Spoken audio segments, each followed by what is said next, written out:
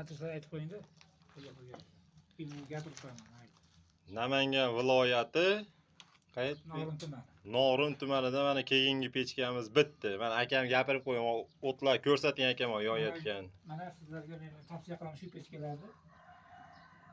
Hozir yapti, 1 minutdan bo'lmaydi. Mana tavsiya ko'ryapsizlar. To'g'risini qilgan ekan, havas qilib qildim. Ko'rsatmay degan ishdan. Siz chiroyli yonyapti, endi xohlasa bir qishda yana sinovda o'tadi. Pechka yaxtimi aka? Pechka gap yo'q. Chiroylimi aka? Rahmat sizlarga. Mana oldi ko'rinishi. Mana bu akamiz mana yangi uy solyapti ekan. Mana bu tomoniga hammom qilar ekan. Bu arqa tomoni. Mana oyog'ini hammomga chiqib turar ekan. Mana kraskali pechkamiz mana bir kraskalari tutib olyapti.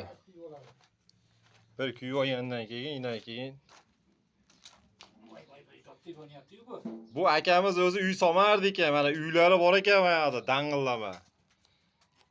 Prosta mana shu pechka quraman deb havas qilib uy solibdi.